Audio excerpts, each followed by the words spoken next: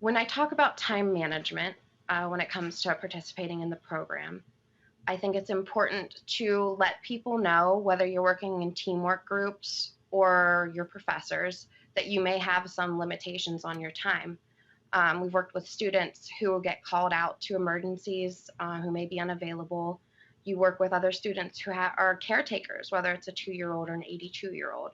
So we know that we all have different needs and we need different flexibility. And I found that the easiest way to get what you need is to ask for it. So working relationships are very important in your teamwork and with your groups. And one of the easiest ways to start a good working relationship is in your coursework to develop team charters every time you are working in a team. I found that a good charter can set the course for your entire class. And most importantly, you can incorporate flexibility into your team charter. Number one, you got to get to know each other and ask each other what you need to be successful. So talking about time management shouldn't be bad. It should be encouraged. If you have a lot going on and you need help, ask for it. You have to think not just about school, which I think maybe some people come in, and I know I did. I was like, oh, this will be easy. It's just school. But then you have work and you have family, and not just your family that you live with, but your extended family. You're going to be pulled from a lot of different directions. So I guess it's just being very flexible when it comes to time management. When I first started the grad program, I did not have a job, so time management wasn't really an issue for me. But eventually, I transitioned into an internship, and eventually, after that, a full time position as an instructional designer. And that's when things got tough. I really found that Google Calendar is your best friend.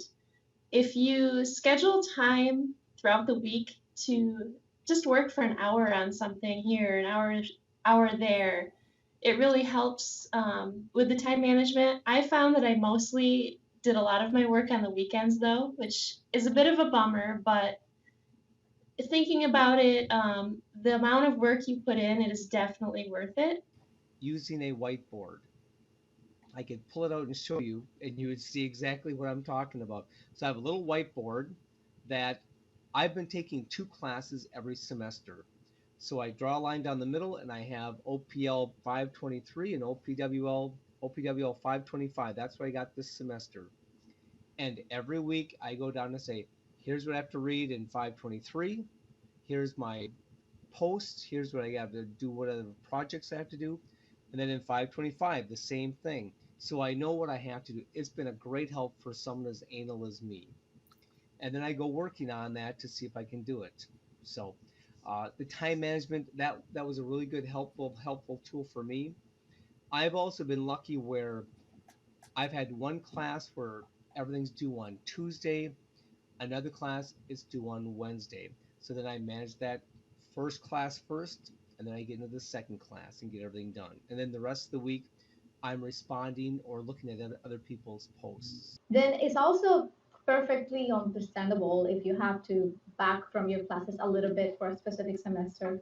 There's some semesters where I only take one class because I'm going to be busier at work, or there's some other semesters that I take 2 classes because I feel that I won't be as busier at my work, or I can, I will have more control of my time, so it will be easier for me to manage 2 classes.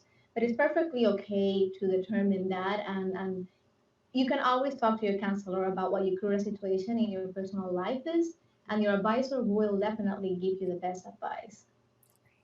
Whatever time I have, I give to the program, and sometimes that might be all day Saturday, and other times less. I have a newfound respect for single parents because this whole summer my wife has been out of town, and it's just me and my daughter, and that puts an exponential load on my time. And so I think that if you're a single parent, you just really need to have somebody nearby who can help you out with the parenting requirements. I always made sure that I completed my work early, so I read the syllabus a week ahead of time and knew what was coming. And that way I was able to work on it the weekend before and have my discussion questions already written so that when it was time to post those, I could just post it, read other students' discussions, and focus mainly on the participation aspect, which helped a lot. As far as time management, the program can seem daunting at times for students because we have a lot going on. When I started the program in 2012, I was single and I had a full-time job, and it's 2015 now, and I'm married with 2 kids. So time management has been an issue for me, and I've found a few ways to make it work. Number one is self-awareness.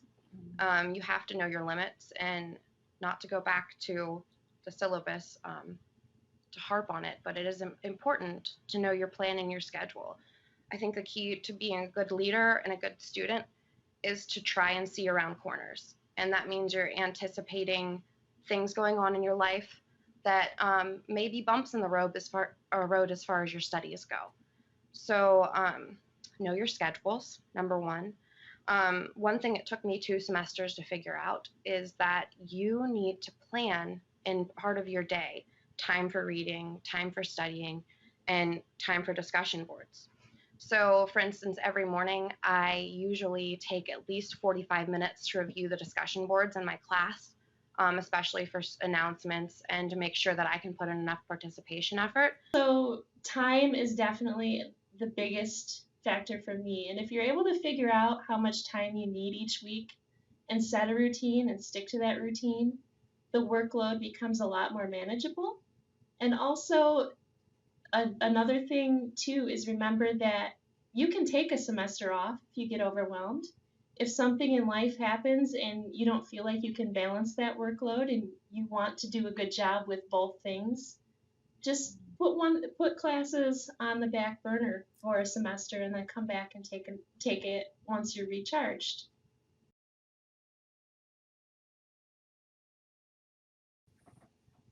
So communication-wise, I think one of the most important aspects is always, if you're unclear about anything, ask your professor right away. They're so good about getting back to you. If it's usually within a few hours, you'll hear something, and they'll go out of their way to schedule a meeting with you, and they'll talk with you as long as you need to. They're very supportive. Also, consult with your classmates. A lot of times you'll have experts in something that you might not know about, and they have just such a treasure trove of valuable information that you may not even need to ask the professor sometimes. Also, try to read as many of the discussion questions as possible because somebody might bring up a question that you have or might answer that question within those discussion topics.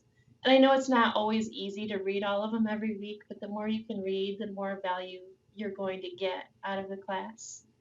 Every team should have a charter, and that should lay out very clearly what the roles, responsibilities are, when you should be getting together, how you should be getting together, and to make sure that you have those communications within the team going. Writing skills are very important in the program. I was lucky early in my career within our profession. I was an active duty Air Force member, and we had an editor who was very, very hard on us with our writing skills, and that served me well throughout my life, not just in the program, but even to this day. Once I'm done with something, I have somebody who I trust to proofread it for me.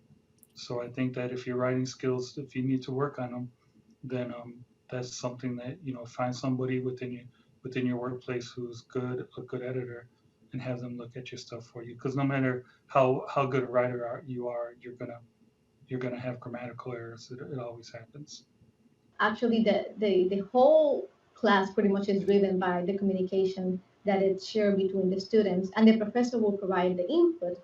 But at the end, the core of the class and the essence of it is going to be in the discussion forums. How open you are to discuss, how open you are to receive feedback, and then also your active participation. Then always keep communication open with your professors. If you feel that for some reason you feel more challenged during that week in your discussion, or you don't feel comfortable with whatever situation or whatever comment, always talk to the professors. They're always very, very willing to talk to you. If you feel that you need more context in terms of a specific subject, because you might not feel comfortable with it, or you might feel that you need more understanding, always reach out to them. My experience with them has been awesome, and my experience has been that every time I have a question, they always are willing to talk to me, set up a meeting with me, a video chat, whatever is convenient for you. So as far as communication and reading for understanding and making sure you're communicating for understanding, we know that we have a lot of information that we read and go through, and it's hard sometimes to narrow down what the key points are, the takeaways, or understand how to write effectively. So my advice to students is to, number one, is read your syllabus. And reason being, it's the same as in the working world as knowing a schedule, whether that's a project schedule or a plan.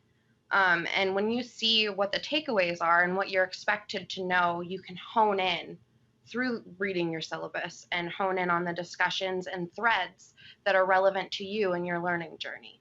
So I think it's important for all the students who may not feel very sure about how good they are at communicating, whether that's writing effectively or speaking, to find a mentor. And if you have a student in your class who shines and you really appreciate the reading, talk to them, send them an email, give them a call. There's people now in the program who are teaching that were in the program a few years ago. So your resources at your fingertips are just begging to be used. So make sure you use other students because we have a lot of talented people in the department.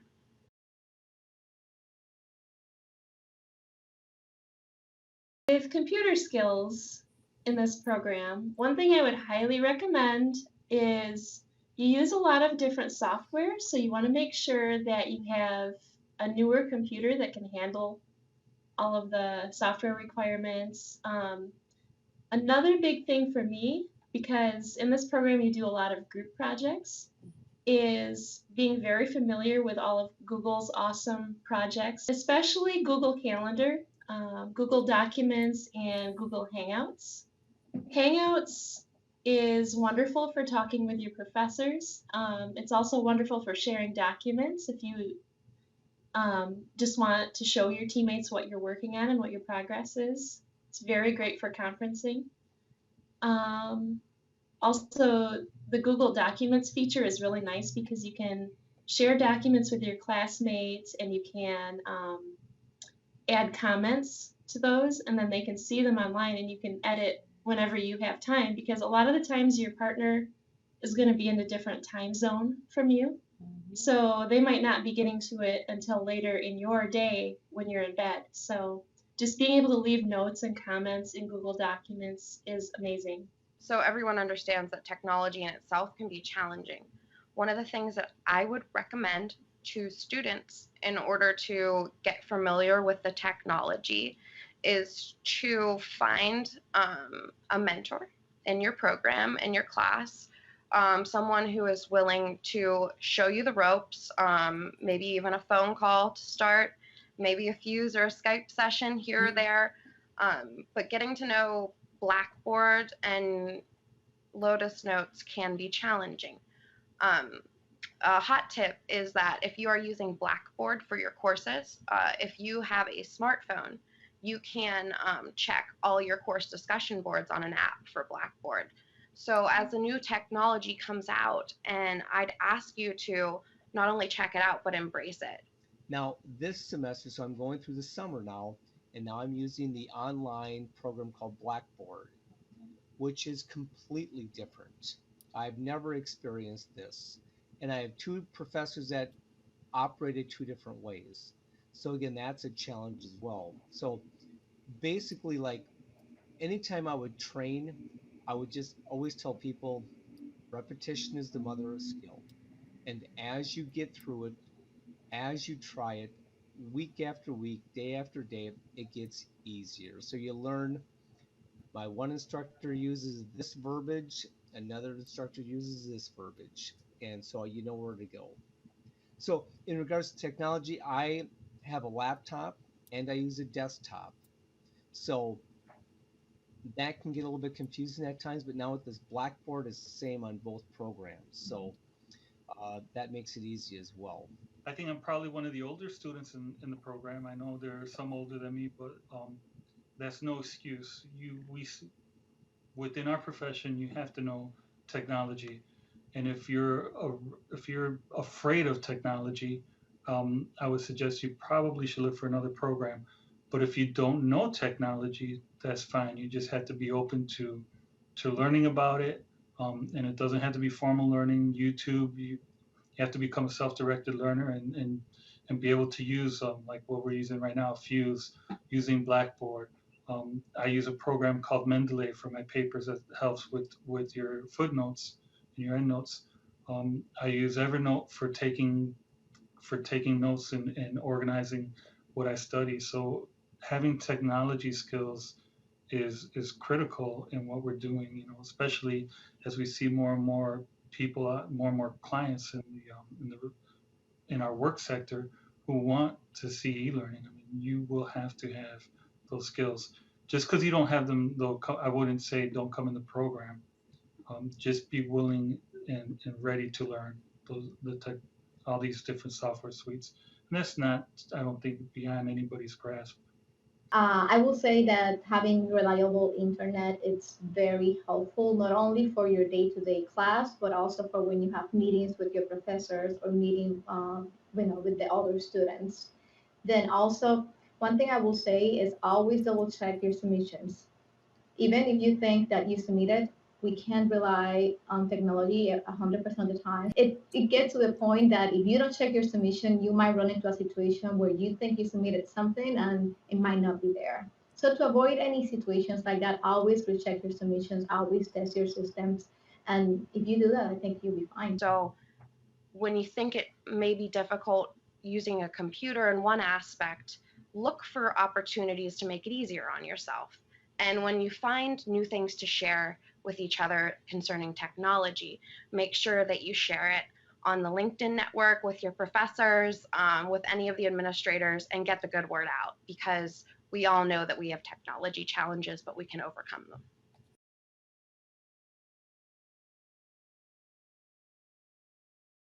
Okay, so I guess in closing, what I'd have to say is this program is by no means easy, but it's incredibly rewarding. You definitely get out of it what you put in, and I know that sounds very cliche, but in the workplace, I use what I've learned every single day. As an e-learning developer, the extra time that I've spent in my outside of class tinkering with my class projects to make them really nice has helped me immensely with working with current clients and also in sales meetings with prospective clients. What I have done to overcome this are two things. The main one is talking to my professors, especially at the beginning. I always let them know I have limited experience in the field. I always ask them how much of my professional experience and my professional knowledge will be necessary for the class. And really, so far, what they always respond is that you don't need to have your professional experience built solely on OPWL, right? You can always apply your professional experience to the concepts and learnings that you'll be obtaining from the class. And what I have learned from this is that I have been able to think outside the box.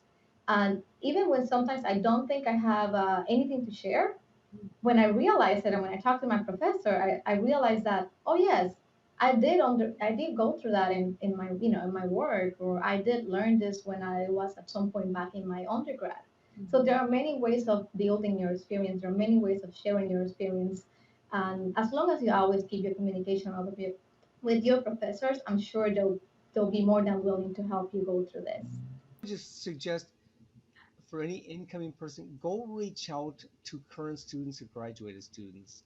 And it's amazing the information they all have. One question I asked every one of them, they all had the exact same answer. I said, do you use this information you learned on a regular basis? And they all said, and I mean, everyone had the exact same answer.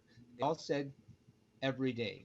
My main challenge with the program has not been in terms of the assumptions or things like that. It has been mainly that I have zero experience in the field of OPWL. I've never worked in the field.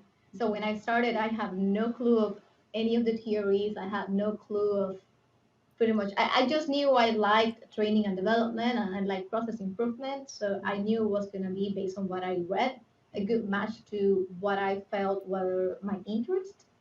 But my challenge has been mainly trying to find a good way of understanding the concepts and then also at the same time putting them together in my mind. From an overall strategy or takeaways from the program, I would say I would say be ready to eat humble pie sometimes. You're gonna fail, and it's okay. The professors are great. The fellow students are really good. I've had nothing but positive experiences.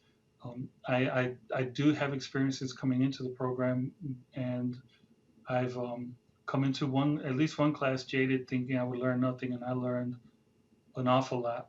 And Mm. and it was very apparent that I learned a whole lot, just because I didn't know what I didn't know. So I would say just come in with that open mind, and and don't come in thinking that program is a walk in the park, because it is a rigorous program.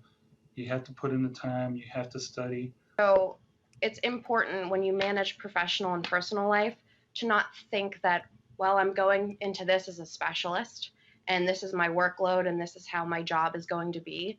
I'd say it's important to take action on behalf of your school, on behalf of your work and your families, and make decisions and take decisive action to make it a balance. And whether that's changing jobs or finding new routines or sticking to one, I think everyone has a solution. And when you talk about performance improvement and solutions, you are going to be the best equipped person to make good decisions. We learn a lot about evidence, we learn about critical thinking and looking at all the avenues of the root cause. And when you look at your own life with a performance improvement perspective, uh, you can reap the rewards. So I'd just like to welcome you to the program and ask you to not only take performance improvement back to your workplace, but take it to your personal life and improve your life performance.